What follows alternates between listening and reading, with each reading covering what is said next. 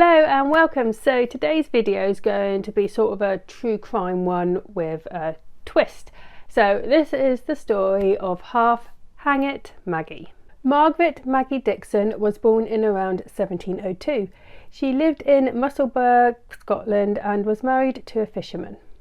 Maggie and her husband soon separated. There were many legends as to why she left her husband. Some say that she ran away with a lover, some that she was fleeing her husband who was abusive, while others say that her husband abandoned her.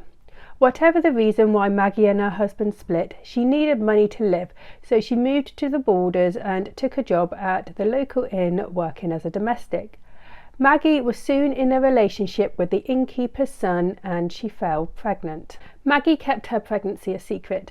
One reason why she did this was because she was pregnant out of wedlock to the child's father, and because she was already married, she would not have been able to marry her child's father. Another reason why she kept her pregnancy a secret was so that she did not have to leave her job, which was the only way she could have money coming in. Maggie's child, a son, was born dead.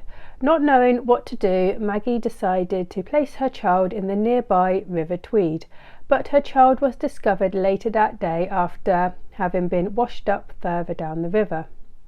Investigations led to 22-year-old Maggie and she was taken to Edinburgh, where she admitted that the baby was hers. People thought that she had killed her child, but Maggie maintained that her baby had died at birth and that the only crime she had committed was concealment of the body. Maggie was tried for concealing a pregnancy. An inquest was carried out on the baby to determine whether or not the child had been born alive. The test for this is unreliable and, to be honest, rather stupid. It involved placing a bit of the baby's lung into water. If the lung floated, then the lung had breathed air. The lungs floated. Maggie was found guilty and sentenced to hang, which she was on the 2nd of September 1724 at Grassmarket. A large crowd gathered to watch Maggie's execution. After she was hanged, Maggie was left hanging for the customary 30 minutes before being cut down. She was pronounced dead at the gallows and her body placed into a wooden coffin.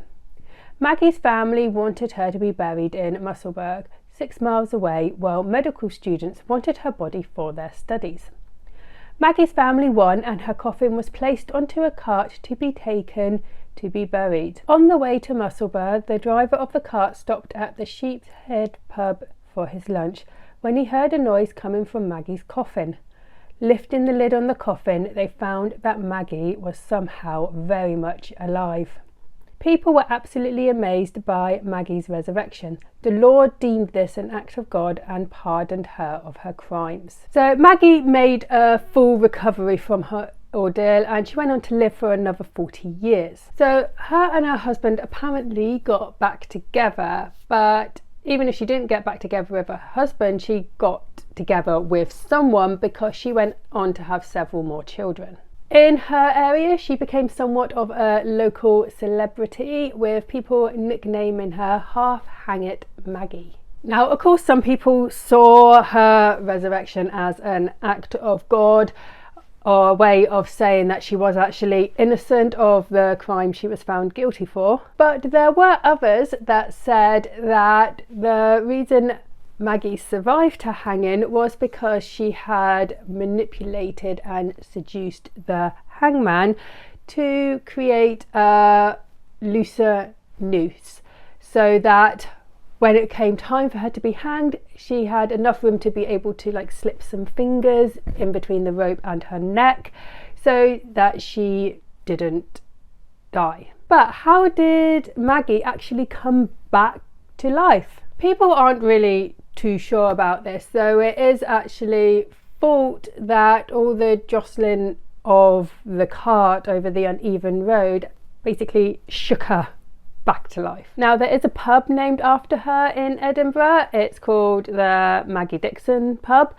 and it is in Grassmarket, the place where she was hanged. And on the wall outside the pub they have this plaque telling Maggie's story. So that was the story of half Hangit Maggie. I hope you enjoyed it. If you did, like and subscribe and I'll see you next time. Bye.